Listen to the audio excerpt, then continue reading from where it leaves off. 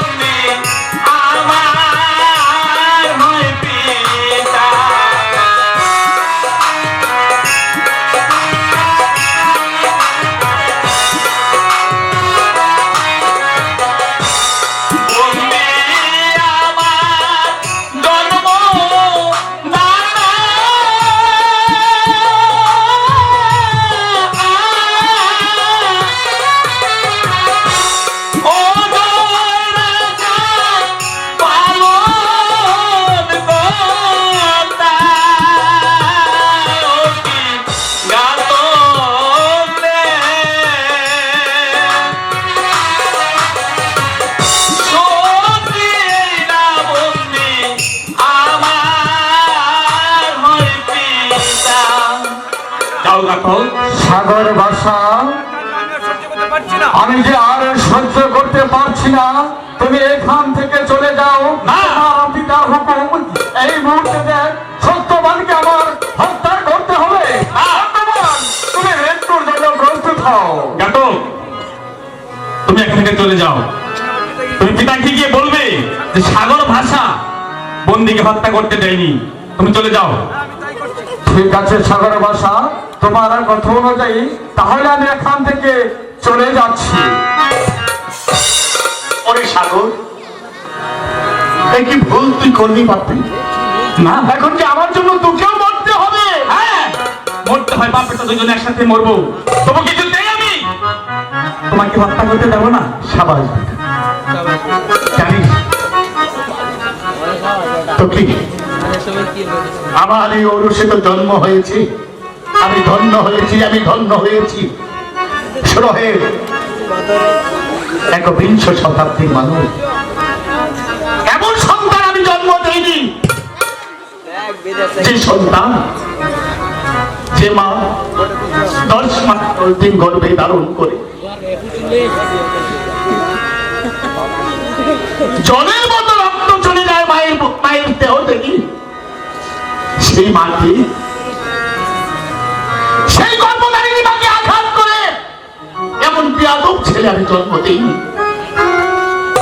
আমি দিয়েছি সোনার টুকরো একটি ছেলে, এমন সন্তান আমি জন্ম দেইনি যে বাবা বৃষ্টিতে ভিজে রোদ্রে শুকিয়ে আগে বাংলা পরিশ্রম করে দুবেলা মুখে আহার তুলে দেয়।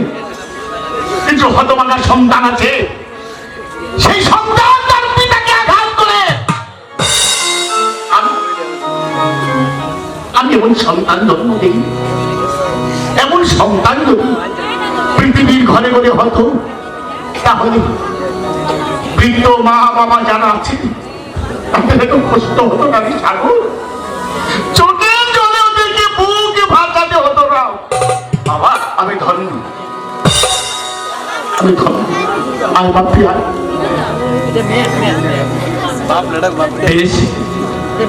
চলো বাবা, আমি তোমাকে নিয়ে আমি আমার পিতার কাছে চলে যাব। তাই তো বলেছি মরতে যদি হয় বাপ বেটা দুজনে একসাথেই মরবো। বেশ, তাহলে চলো।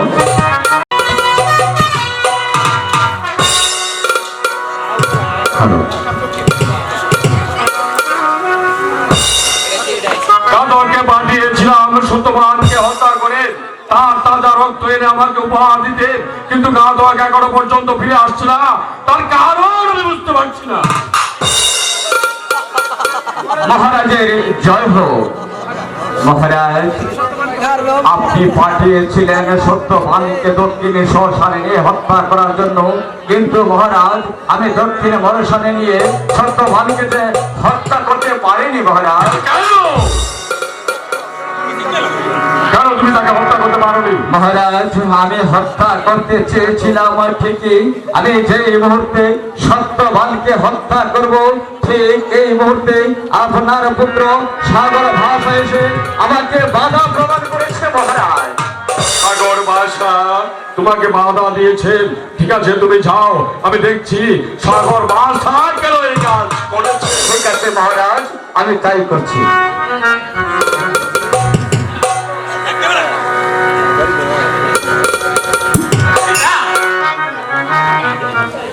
সাগর, বলুন পিতা, তুমি গিয়েছিলে নরবরে দেখতে, কিন্তু সেখানে গিয়ে তুমি সত্যবানকে মুক্ত করে দিয়েছো কেন?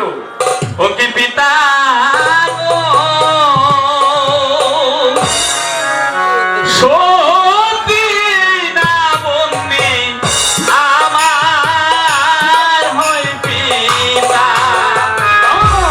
এত বাপ্পিত হতে পারে না, আমি বিশ্বাস করি না।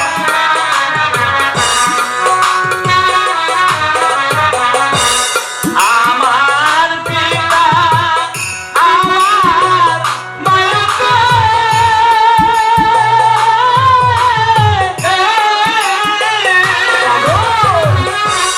আচরণ পিতা চাকর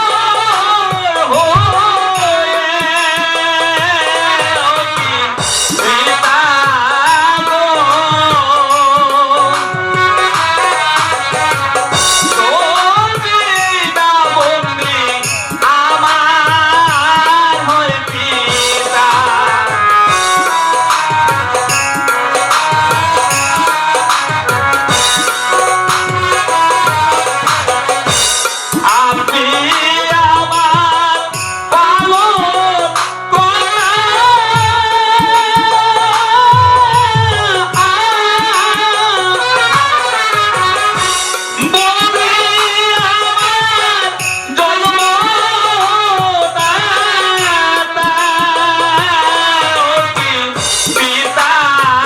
গো,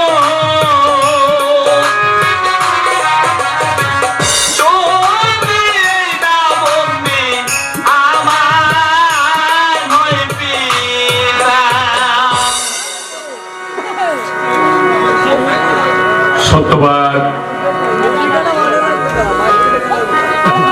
সত্যি যদি সাগর ভাষা তোমার সন্তান হয়ে থাকে, তাহলে এ রাজ্যে কি করে এলো? বলো বলো সত্যবান, বলো একটি বার তুমি আমাকে খুলে বলো এর কি রহস্য, আর সাগর ভাষা কি করে রাজ্যে এলো? আমি সংক্ষিপ্ত ভাবে সাগরের ধর্ম পরিচয় আপনার কাছে আমি বলি। বলো সত্যবান, আমি শুনতে চাই। মহারাজ, এই কাহিনী আজ থেকে 20 বছর আগের কাহিনী মতো। আমাদের বাড়ি ছিল রঞ্জিত রাজার রাজ্যে। রণজিৎ রাজার রাজ্যে? জি মহারাজ। হঠাৎ করে একদিন বলল যে আমি অজয় রাজেরকে পরাস্ত করে আমার দেশ অভিমুখে দিচ্ছি। সন্ধ্যা গনিয়ে এসেছে, আজ রাতটুকু আমি তোমার এখানে আশ্রয় পেতে চাই। তারপর মহারাজ, সেদিন মহারাজকে শয্যা পাতার ব্যবস্থা করে দেব, এমন কোন বস্ত্র আমার ঘরে ছিল। সেদিন আপনার এই সন্তান সাগর বাসার মায়ের বলিদানের বস্ত্র ছিঁড়ে ওনাকে শয্যা পাতার ব্যবস্থা করে দিন। ঘুমিয়ে পড়লাম মহারাজ। হঠাৎ করে নিষ্ঠুর পাষাণ হৃদয়হীন মানুষ চাবুকের পর চাবুক মারতে লাগলো ওর মাকে এবং আমাকে। তখন আপনার সন্তান ছিল ওর মায়ের গর্ভে।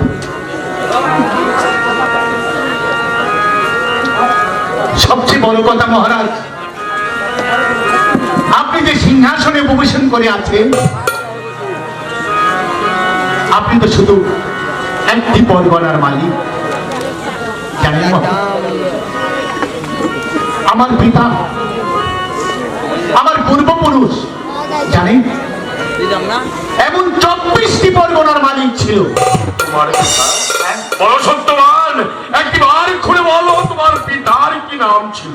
আমার পিতার নাম স্বর্গীয় রাজা গজাধর। সত্যবান, কি নাম বললে? তোমার পিতা যে আমার পিতার বন্ধু ছিল। সত্যবান, বলো সত্যবান, বলো এরপর কি হয়েছিল? এরপর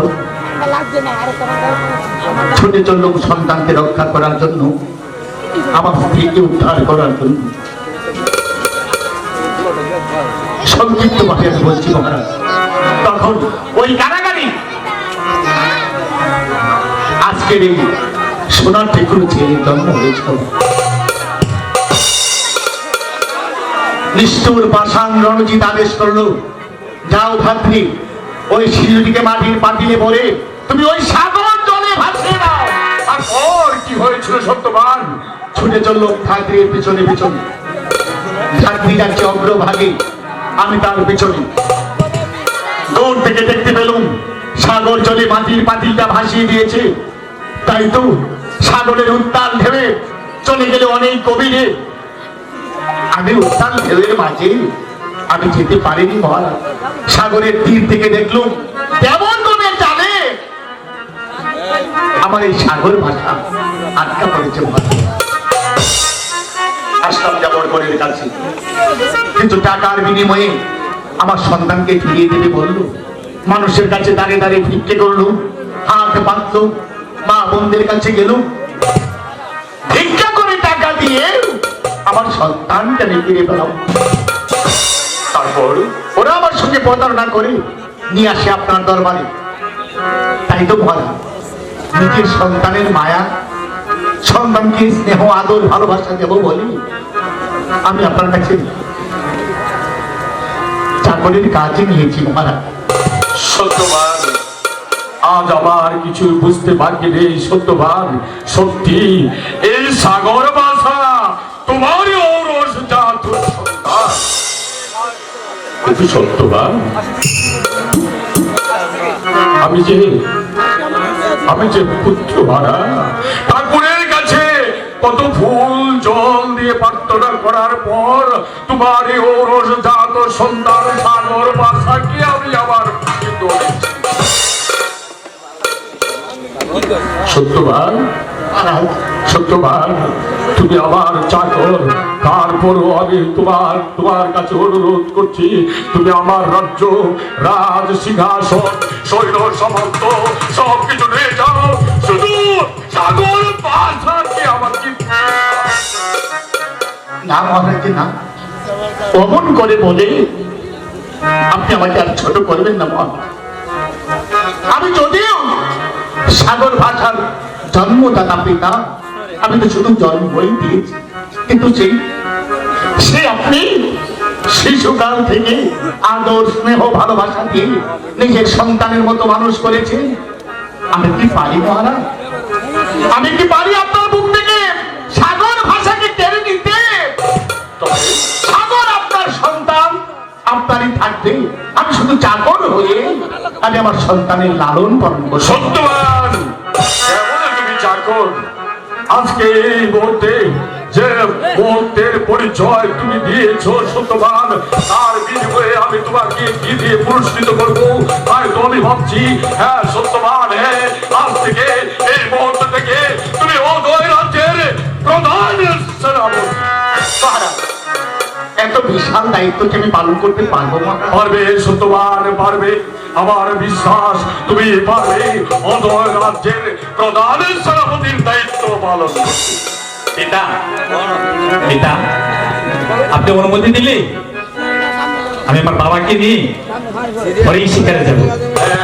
যাবে পুত্র সাগর বাসা, তুমি হরিণ শিকারে যাবে, কিন্তু শিকার থেকে ফিরে আসার পরে আমি রাজা রণজিতের বিরুদ্ধে যুদ্ধ ঘোষণা করব। রাজা রণজিৎ সিংহ অন্যায় অত্যাচারে রাজ্যটাকে ভরিয়ে তুলেছে, এবার আর আমি নীরবে সহ্য করবো না। যেমন করে হোক, যেভাবে হোক, ওই রাজা রণজিৎকে এই সিংহাসন থেকে টেনে হিঁচড়ে নামিয়ে সেই সিংহাসনে আমি তোমার পিতাকে প্রতিষ্ঠিত করবো। মহারাজ, সাগর বাসা যখন বলছে শিকারে যাওয়ার জন্য, আসুন আপনার নিজ হাতে সাগরকে শিকারে আমি আমার নিজ হাতে সাগরকে আর তোমাকে সুসজ্জিত ভাবে, শুধু তাই নয়, সে সাথে শত শত সুদক্ষ সৈন্য দিয়ে তোমাদের হরিণের শিকারের যাত্রার ব্যবস্থা আমি করব। বেশ, চলো। এই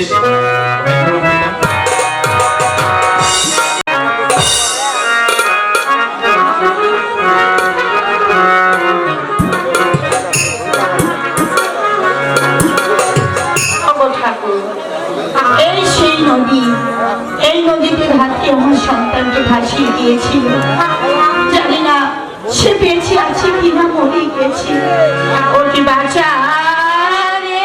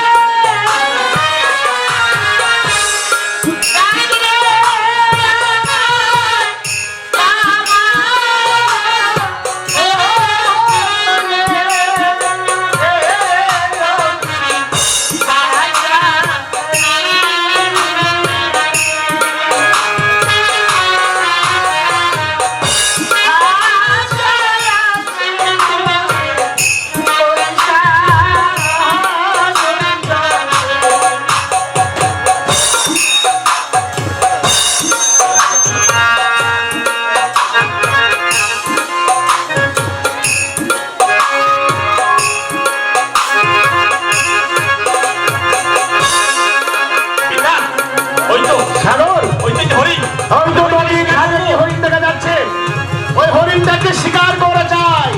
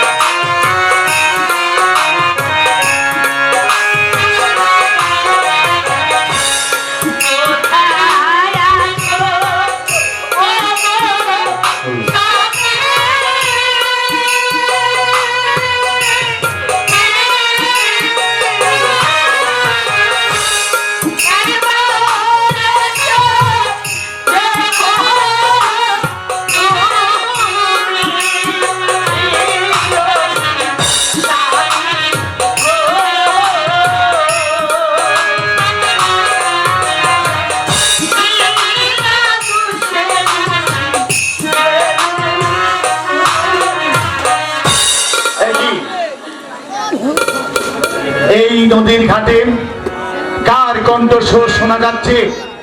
মন বলছে সেই কণ্ঠস্বর যেন আমার যুগ যুগান্তরের পরিচিত। কে কে আপনি? কেন এসেছেন এই গভীর অরণ্যে? আপনার বাড়ি বা কোথায়? রাজা